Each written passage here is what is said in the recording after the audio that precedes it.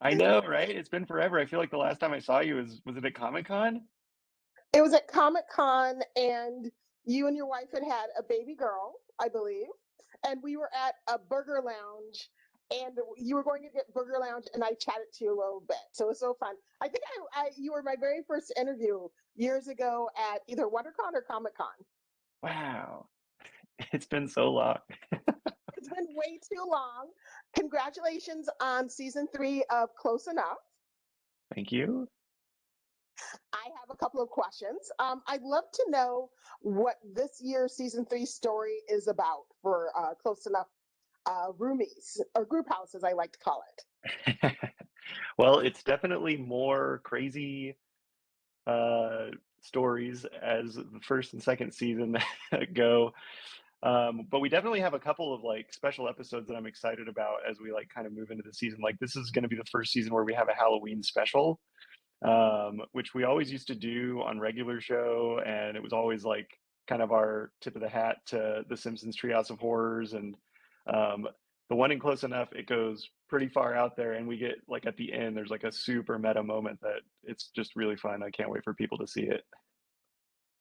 Oh, I cannot wait to see it. I have been a big fan of yours since we first met with regular show, and I'd love to know, did COVID impact the show in any way?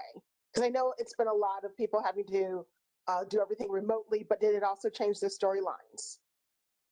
We didn't do any COVID centric storylines, but it did affect the way that we made the show. Season two, we finished post. That was the beginning of the lockdown. So we were remote for post, which was like, oh, are we going to be able to do this? But we were able to pull it off. And then it just kept going. So then we started season three and we did everything. The whole series was remote and it worked out really well. I think the only part of the process that I was kind of worried about was maybe records because you're used to going in with the actors and working together, but like they basically just gave everybody equipment and a lot of people already had equipment. And so it was getting to see a lot of people's closets on Zoom because that's like the best sound quality for recording. But it worked.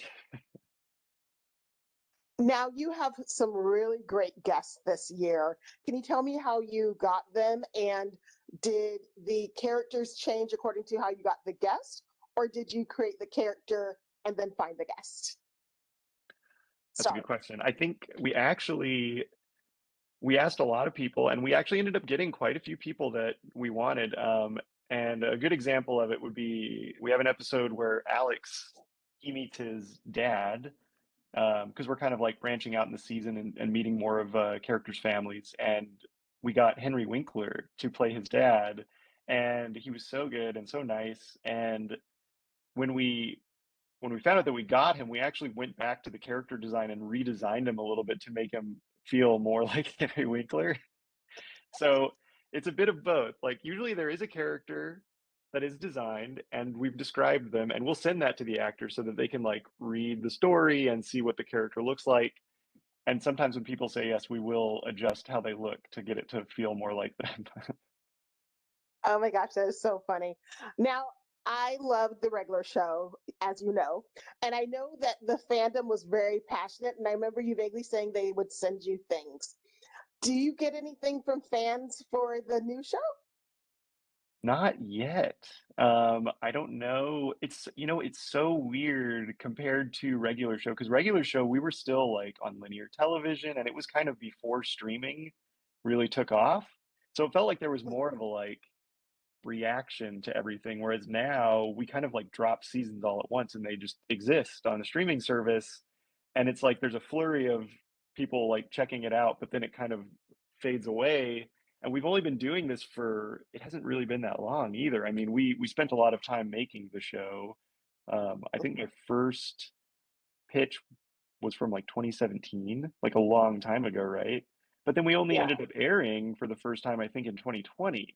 And so we've dropped like three seasons, like within that span of time, which feels very fast. So, and also because of the pandemic, we've had zero Comic Cons, like no interaction with the fans to be able to see, like, do people even watch this? Do people like it? I don't know. I remember the announcement when you got in the show, and I was like, "Well, why? Where is it? Where is it?" And I keep forgetting how long it takes for animation to be done? Because in my mind, I'm like, it should be at most a year. And you guys were like, oh no, it takes much longer than that. Oh my gosh, it takes forever. And I have noticed, I mean, I always found the regular show to be family friendly, but there are certain aspects that were definitely little wink, wink nods to adults. I'm finding close enough to be much more adult like. Was that one of the things that excited you about going from Cartoon Network to HBO Max? Yes, I felt like there were a lot of stories that we couldn't really do on regular show, like because it was a kind of a buddy comedy and a workplace comedy, right? So to be able to do something like Close Enough that was more of a family comedy and an adult comedy at that meant that we could do a lot of stories that just would not have played on regular show at all. And so, Close Enough has done things on like wanting to buy a house and like going to open houses or uh vasectomies, like just weird things where it's like, well, you can't do that in a kid show. They're not going to get what that is. So it's fun to like, do aged up ideas that like only adults are kind of going to relate to. Well, some adults, because I'm still living in my apartment. But one day I might get a house. I don't know. And then one of the things that I also would like to ask is, do you think that maybe you might think about having a crossover where we'd have regular show characters come in? Because there's a couple that I would still love to see so much, and maybe you could turn them human, or better still, keep them animal-like because I kind of like them as animals. Well, so far as we've gone and as far as I plan to go is like just embedding as many Easter eggs as possible to hide the regular show influence throughout, where you'll notice little things where you'll go like, that's them. Oh, that was it. And like, definitely season three has some really good moments of like little regular show cameos, but not totally a crossover as of yet. But that's not to say that there's not something that could happen. I don't know. And so, one of the things that I also have noticed, I know you're not super active on social media. You never have been like a super social media guy. Do you all think with this coming episode, because you mentioned it drops and you don't really get a lot of interactions, do you think you might want to have a Twitter party or an Instagram party so you can get more interactions and see? Because I know I talk to people about the show, but since you're not on any platforms, I mean, you have an account, but you don't really use it. So do you think you guys might do a Twitter watch party or something? Maybe we don't have a plan for a watch party yet, but I mean, it's also so hard because then I guess you would just watch one episode and like hang out with everybody and just chat about it as it's playing, or like count to. You know what? I wish that it was still. I love that it's streaming because I totally like. I'm the same way. Like I stream everything. I don't really watch anything on TV, but when it used to come out on TV, you knew when it was happening, so everybody was doing it at the same time and kind of in sync. Whereas now it would be like everybody press play. Um, But you could organize a Halloween stream that would watch be party cool. That because would that be way cool. you wouldn't have to do it every week. I'm actually really curious to see, which I don't think HBO Max would ever tell me, but like, do people watch the Halloween episode now or do they save it for October? Oh no, I'm gonna watch all the episodes now because I'm a child and I need immediate gratification, and then I will rewatch it because sometimes I do rewatch some of the holiday episodes from the regular shows because I've been home for 2 years, and it's always been one of my favorite shows. And the new show is fun because I'm observing it in a, well, I don't have any children, but I'm curious about children. So I watch it and I'm like, are children like that? Is this an exaggeration? I mean, because that little girl can't be your child. But then I thought, you do have a kid, so you probably are kind of incorporating being a father now. Because I met you, you weren't married, or you didn't have a kid, you're like single. Well, you had a girlfriend, Yeah. but you were single. Well, okay, I'll give you a really good example. In season two, the first episode of season two is about Josh throwing out his back, picking up his daughter, and that literally happened to me. I was like picking her up when she was quite young, so I was not very strong at all. and I just heard my back pop sound. I was like, oh God.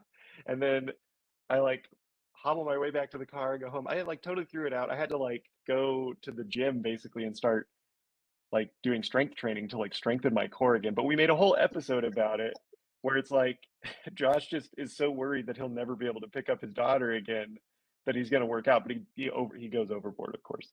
Um, and so like that element of like the story of being worried about not being able to pick up your daughter, I feel like that's like a really real thing for dads, like, and definitely throwing out your back. I'm sure tons of dads have done it. I hope it's not only me. Oh, I think it's a lot of dads, and also they wiggle, and people are scared to drop them. I was just watching a video of a dad trying to put his child in a car carrier, and I was like, why is he struggling so much? But I guess it is kind of hard. Yeah, it's because they can like flop around like a fish, and you're like, please, just stop, just sit.